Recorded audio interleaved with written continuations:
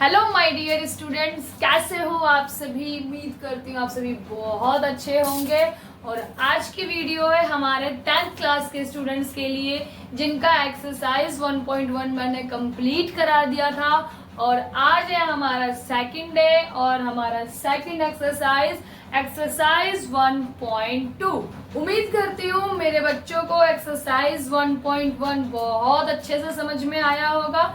और अगर किसी को नहीं भी आया है तो बिल्कुल डरना मत, झिझकना मत अपने क्वेश्चंस को और क्वेरी को डिस्क्रिप्शन में डालने पे, ठीक है। चलो अब हम एक्सरसाइज 1.2 स्टार्ट करते हैं।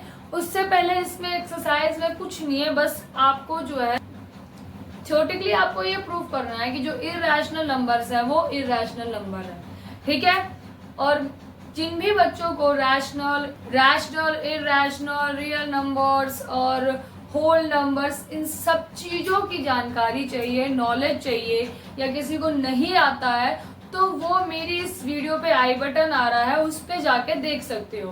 फर्स्ट ऑफ ऑल आप सभी को इन सभी चीज़ों के बारे में क्लैरिटी होनी चाहिए कि रैशनल्स क्या होते हैं, इरैशनल नंबर्स क्या होते हैं, इंटीजर्स क्या होते हैं, नेगेटिव इंटीजर्स क्या है, होल नंबर्स क्या है। तो ये सारी चीज़ें आप मेरी इस वीडियो में जाके देख सकते हो, ठीक है। आज हम करेंगे एक्सरसाइज 1.2 और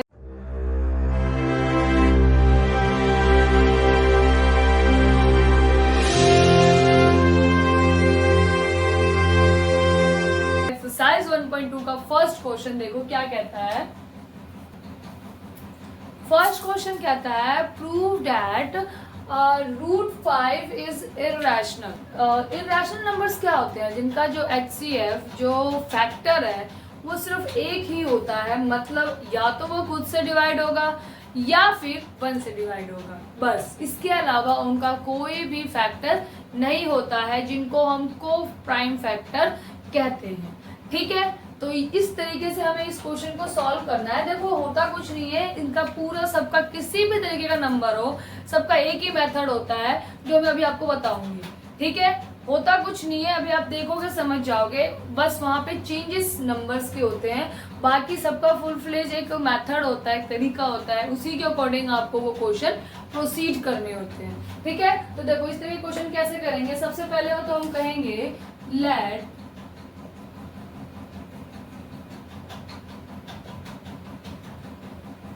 हम अज्यूम कर रहे हैं कि let √5 is rational number, √5 is rational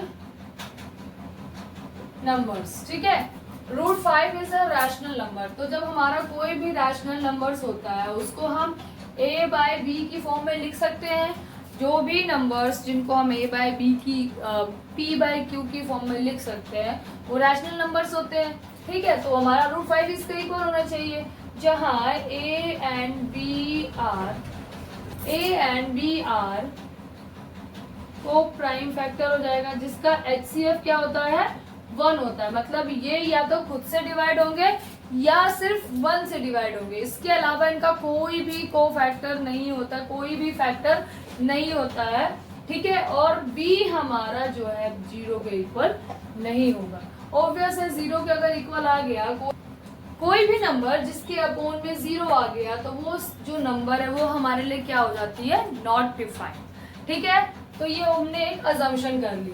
अब हम इसको क्या करते हैं, स्क्वेयरिंग बोथ साइड करके देखते हैं क्या आता है। स्क्वेयरिंग ये पूरा मेथड है, इसी तरीके से आपको ये क्वेश्चंस सॉल्व करने हैं, बस नंबर यहाँ पर चेंज हो जाता है। तो ये आ गया स्क्वेयरिंग बोथ साइड, ठीक है। तो क्या करेंगे हम, √5 का स्क्वायर इक्वल्स टू a/b का होल स्क्वायर। तो क्या आएगा, 5 इक्वल्स टू a² / b²। अब ये b इधर मल्टीप्लाई में है, मैं इधर b इधर डिवाइड में है, मैं इसको उठा के यहाँ ले आई, तो ये क्या बन गया, 5b² इक्वल्स टू a²। अब इस स्टेटमेंट का मतलब क्या है, ये क्या बताता है? ये बताता है कि a जो है हमारा वो इस 5 से डिविजिबल है, मतलब 5 डिवाइड्स a²। कैसे? मान लो a के साथ में b हमारा कोई भी इंटीजर हो सकता है, 1 2 3, वेदर नेगेटिव भी आप लेके देखो, तो जो भी यहाँ पे नंबर आएगा वो हमारे इसको डिवाइड करेगा। जैसे मान लो मैं कहती हूँ 5 मल्टीप्लाई बाय 2 इक्वल्स टू 5 का स्क्वायर। मैंने जस्ट एक एग्जांपल लिया आपको ये स्टेटमेंट समझाने के लिए। ये मैंने कहा यहाँ पर ये b को रिफ्लेक्ट करता है, ठीक है, मैं ये कहती हूँ ये b को रिफ्लेक्ट करता है और ये क्या है हमारा a स्क्वायर। मैंने क्या स्टेटमेंट लिखी है कि 5 डिवाइड्स a स्क्वायर, मतलब ये जो 5 है वो इसको डिवाइड करेगा, ठीक है। तो 5 इक्वल्स टू, अगर मैं 25 लिखूं तो क्या 25 मेरा 5 से डिविजिबल है? यस, 5 से डिविजिबल है। अब इसी का ही एक थ्योरम थी जो हमने पढ़ी है पिछली क्लासेस में, कि अगर कोई नंबर किसी के स्क्वायर को डिवाइड करेगा तो वो नंबर उस नंबर को भी डिवाइड करेगा जिसका आप स्क्वायर देख रहे हो। जैसे मैंने ये कहा कि ये भी a स्क्वायर को डिवाइड कर रहा है, बट मैं ये भी कहती हूँ कि ये 5 जो है सिर्फ मेरे नंबर को डिवाइड करेगा। मतलब मैं अगर इधर 5 का स्क्वायर ले रही हूँ तो ये 5 इसको डिवाइड कर रहा है। अब अगर मैं यहाँ पर सिर्फ 5 लूँ, मतलब बिना स्क्वायर का नंबर लूँ, तो क्या ये 5 इसको डिवाइड करेगा?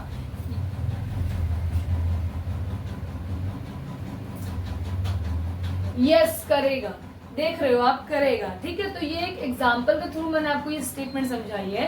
तो क्या मैं इसको ऐसे भी लिख सकती हूँ 5 डिवाइड्स a, ठीक है। यहाँ से तो मुझे एक फैक्टर मिल गया। अब दूसरा देखते हैं। अब जैसे मैंने ये कहा कि a के साथ में किसी भी नंबर को मल्टीप्लाई करूं तो वो मेरे इस a स्क्वायर को डिवाइड करेगा ही करेगा। जैसे मैंने लिख दिया 5c equals to a square. 5 के साथ में जो c है ये कुछ भी हो सकता है, कोई भी इंटीजर, प्लस माइनस कोई सा भी इंटीजर हो सकता है जो कि मेरे इस a स्क्वायर को डिवाइड करेगा, ठीक है। अब मैं इधर 5c इक्वल्स टू a, जैसे यहाँ पर मैंने कहा ये 5a को डिवाइड करेगा, तो 5 के साथ में कोई भी मैं नंबर ले लूं वो मेरा इसको डिवाइड करेगा ही करेगा, ठीक है। अब मैं दोनों साइड स्क्वायरिंग करती हूँ, स्क्वायरिंग बोथ साइड, तो देखते हैं क्या मिलता है हमें। ये हो जाएगा 5c का whole square equals to a square. इसको दे दो इक्वेशन 1, ठीक है। यहाँ क्या आया हमारे पास, जाएगा 25c square equals to a का होल स्क्वायर। इसको मैंने इक्वेशन 1 दिया था। इस इक्वेशन 1 में देखो मेरे पास a की वैल्यू ये आ रही है, तो क्या मैं इस a स्क्वायर की जगह पे इसको लिख सकती हूँ? ऑब्वियस है, तो चलो लिखते हैं। देखो क्या आता है 25c square equals to 5b square. अब ये इधर मल्टीप्लाई में, इधर क्या हो जाएगा डिवाइड में, तो ये कितना हो जाएगा 25c square divided by 5 equals to b square. अब ये 5 से 5 कैंसिल, तो यहाँ क्या आया 5c square equals to b square. अब ये स्टेटमेंट क्या कहती है यहाँ पर ये स्टेटमेंट सेम यही कहती है जैसे ये 5 a को डिवाइड करता था, ये 5 a स्क्वायर को डिवाइड करता था, यहाँ पर ये 5 b स्क्वायर को डिवाइड करता है। एज इट इज यहाँ ये 5 a को डिवाइड करता था, तो यहाँ पर ये 5 इसके b स्क्वायर के साथ साथ b को भी डिवाइड करेगा। देखो कैसे,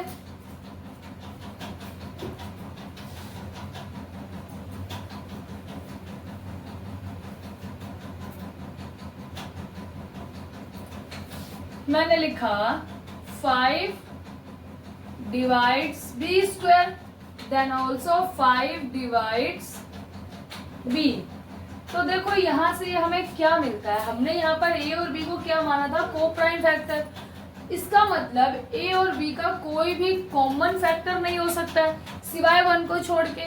लेकिन यहाँ हमने जो अजम्पशन ये ली थी, यहाँ आके ये गलत प्रूफ हो गई। कैसे, a का हमारा एक फैक्टर तो यहाँ 5 हो रहा है, एज इट इज b का भी फैक्टर क्या है 5, और दोनों का कॉमन फैक्टर 5 हो रहा है। लेकिन हमने ऊपर स्टेटमेंट में क्या कहा था कि इसका कोई भी एक भी कॉमन फैक्टर नहीं है, तो इसीलिए हम क्या कहेंगे, इसीलिए ये क्या हो जाएगा, this contradict the fact that a and b are co-prime factor. Therefore,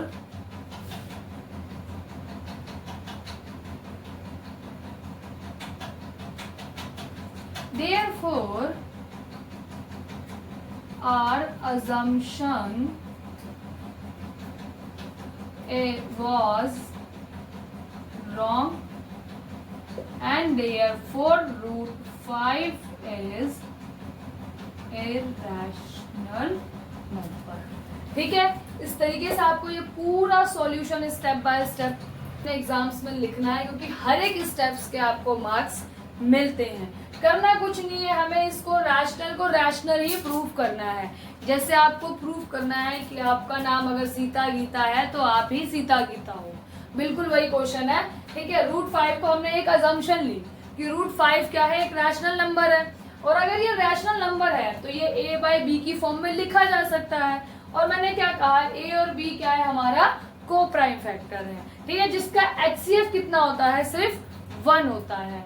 okay, और जहां b हमारा 0 कभी नहीं हो सकता है। उसके बाद मैंने क्या किया, स्क्वायरिंग बोथ साइड लेके देखा तो क्या मिला मुझे, ये मिला, इक्वेशन 1 मिली। यहाँ से हम क्या स्टेटमेंट निकाल चुके कि ये जो 5 है वो मेरे इस a स्क्वायर को डिवाइड करेगा, अभी समझाया मैंने। और अगर वो a स्क्वायर को डिवाइड करेगा तो ऑब्वियस है कि वो मेरे a को भी डिवाइड करेगा। ठीक है, तो यहाँ से मैंने ये 2 स्टेटमेंट निकाल ली। अब मैंने कहा 5 के साथ में कोई भी नंबर मल्टीप्लाई में रखोगे तो वो a को ही डिवाइड करेगा। मान लो 5 के साथ में 2 मल्टीप्लाई में रखो, 3 मल्टीप्लाई में रखो, और मैंने a किसको माना था, 5, तो क्या वो 5 को डिवाइड करेगा? यस। तो मैंने कोई भी नंबर ले लिया c इज एनी कांस्टेंट। ठीक है, उसके बाद मैंने क्या किया, इन दोनों की स्क्वायरिंग करी। स्क्वायरिंग करने के बाद देखा कि ये 5c स्क्वायर तो b आ गया इक्वल्स टू b स्क्वायर। अब यहाँ से भी सेम स्टेटमेंट निकल के आई और दोनों का कॉमन फैक्टर क्या निकल गया, 5। लेकिन ऐसा तो पॉसिबल नहीं है, इसीलिए दिस कंट्राडिक्ट द फैक्ट कि a और b जो है हमारा वो को प्राइम है, और जो हमने अजम्पशन ली थी वो यहाँ पर आकर गलत साबित हो गई। ये हुआ हमारा पहला क्वेश्चन, और as it is question number 2 है। ये क्वेश्चन को आप पूरा नोट डाउन करना चाहते हो, नोट डाउन कर लो, स्क्रीन पोज करके आप चाहो तो स्क्रीनशॉट भी ले लो। लेकिन स्टेप बाय स्टेप आपको हर एक चीज को लिखना है, हर एक स्टेटमेंट को लिखना है, क्योंकि हर एक स्टेटमेंट के, हर एक मेथड के आपको मार्क्स मिलते हैं एग्जाम्स में। ठीक है, चलो क्वेश्चन नंबर 2, इसको भी हमें क्या प्रूफ करना है, इरैशनल प्रूफ करना है। ठीक है, चलो हम क्या करते हैं, लेट 3 + 2 √ 5 इज रैशनल नंबर। ठीक है, तो ये जो नंबर है हमारा वो किसके इक्वल होगा, a बाय b के। ठीक है, a बाय b के ही इक्वल होगा। सेम a और b आर को प्राइम फैक्टर्स।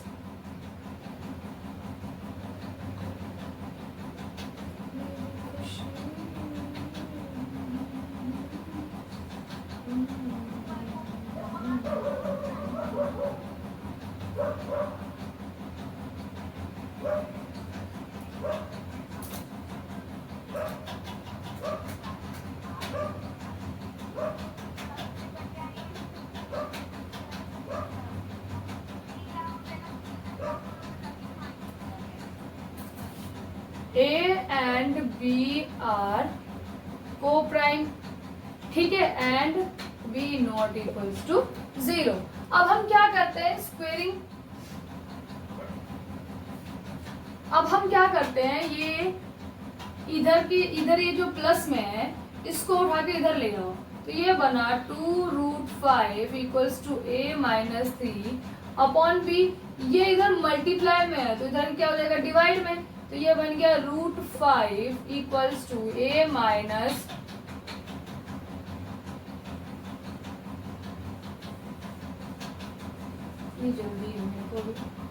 ये इधर माइनस में उठा के इधर ले आया, तो ये इधर प्लस में है, इसको उठा के इधर ले गया राइट हैंड साइड पे, तो क्या बना ये 2 √5 a बाय b - 3। यहाँ पे एलसीएम ले लो तो क्या हो जाएगा, ये a - 3b और यहाँ आ जाएगा b।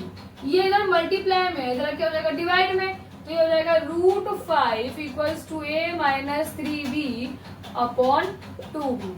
ठीक है, अब देखो a और b मेरा कोई भी प्लस का माइनस का इंटीजर ही होगा। ठीक है, अब ये इंटीजर है, अगर मैं इनकी जगह पे इनकी वैल्यूज डालूंगी तो मुझे कोई नंबर मिलेगा, और वो नंबर मेरा क्या है, रैशनल होगा, क्योंकि देखो रूट में तो है नहीं, तो ये क्या होगा, एक हमारा ये रैशनल नंबर होगा। क्या होगा, ये हमारा एक रैशनल नंबर होगा। लेकिन हम ये जानते हैं कि ये क्या है, हमारा एक इरैशनल है। ये क्या हमारा एक इरैशनल नंबर है। ठीक है, तो इस तरीके के क्वेश्चंस में जहां पर ये रैशनल प्रूफ हो रहा है और ये इरैशनल है, यहाँ पर आपको स्क्वेयरिंग वाला परफॉर्मेंस नहीं करना है। ठीक है, क्योंकि यहाँ पे सामने ही सामने दिख रहा है कि ये पूरा एक हमारा रैशनल नंबर है और ये क्या है, एक हमारा इरैशनल नंबर है। ठीक है, तो यहाँ पर भी क्या होता है, हमारी अजम्पशन रॉन्ग हो जाती है।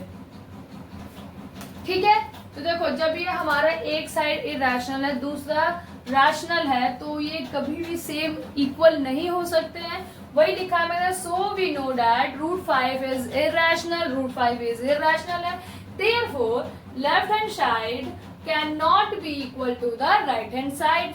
ठीक है, इसको आप अपने स्टेटमेंट पे लिख देना, मैंने शॉर्टकट में लिख दिया है। एंड विच मीन्स, जो हमने यहाँ पे अजम्पशन किया था, this was also wrong and therefore 3 + 2 √5 is irrational.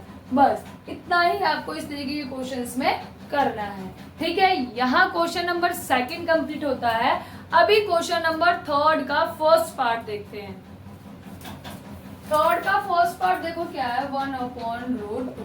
अब हमें ये प्रूफ करना है कि ये भी क्या है, इरैशनल। अगेन हम वही करेंगे, लेट 1/√2 इज रैशनल नंबर। ठीक है, where A and B are co-prime, this means HCF equals to 1 and B cannot be equals to 0।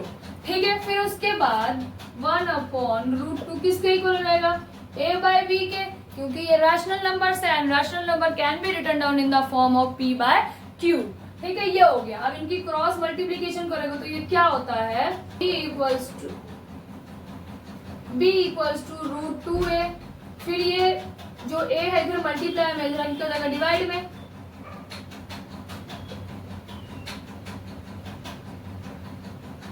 ये मिला हमें क्रॉस मल्टीप्लीकेशन करके, तो देखो ये हुआ। ठीक है, अब देखो ये हमारा क्या है, एक रैशनल नंबर है और ये क्या है, एक हमारा इरैशनल नंबर है। तो left hand side can not be equals to right hand side. वही लिखेंगे, तो वही लिखेंगे, since we know that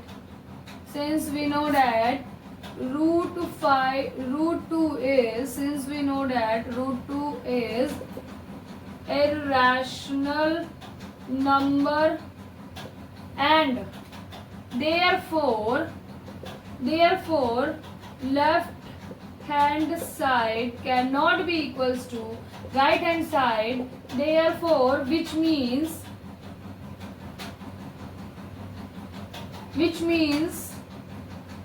our assumption was wrong, therefore 1/√2 is irrational number। ठीक है, कोई भी चीज देखो रटना नहीं है, क्यों क्या कैसे वो मैं आपको बता के चल रही हूँ, सो डैट कि आपके कंसेप्ट्स क्लियर हो और इन फ्यूचर आप भी किसी को अच्छे से क्लैरिटी किसी भी टॉपिक पे दे सकते। ठीक है, तो ये स्टेटमेंट आप खुद भी बना के लिख सकते हो, जरूरी नहीं है कि जो मैंने लिख के दिया है आप उसी पे स्टिक हो जाओ। ठीक है, तो यहाँ थर्ड का फर्स्ट पार्ट कंप्लीट होता है, सेकंड भी एज इट इज है और थर्ड भी एज इट इज है। स्टूडेंट्स आप खुद से एक बार ट्राई करो, मैं अभी करवा ही रही हूँ, तो ये आप नोट डाउन कर लो, चाहे स्क्रीनशॉट ले लो, जो आपकी इच्छा हो। अगेन सेम क्वेश्चन है, वही करेंगे, late 1/7 √5 is rational number and where a and is rational number। फिर इसका क्या लिखेंगे, 1/7 7√5 equals to a by b हो जाएगा, where a and b are coprime and b can not equals to 0। HCF क्या हो जाएगा हमारा 1। ठीक है, फिर उसके बाद ये इनकी क्रॉस मल्टीप्लीकेशन करो, देखो क्या आता है, b इक्वल्स टू 7√5a। उसके बाद ये a इधर क्या हो जाएगा डिवाइड में, तो b by a equals to 7√5। Again यहाँ पे वही लाइन लिखेंगे हम, since we know that this is irrational number and therefore left hand side does not therefore left hand side cannot equals to right hand side, which means our assumption was wrong and therefore 1/√5 is irrational। Clear है, इतना ही करना है आपको। अभी हम third part देख लेते हैं। ठीक है, आओ थर्ड में भी वही करना है। हम क्या करेंगे इसको, let 6 plus √2 is rational number। ठीक है, therefore क्या हो जाएगा, ये 6 plus √2 equals to a by b, where a and b are co-prime and b does not equals to 0। HCF कितना हो जाएगा 1। ठीक है, उसके बाद ये इधर प्लस में, इधर क्या हो जाएगा माइनस में।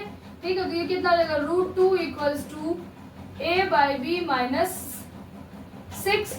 √2 कितना आएगा, a minus 6b upon b।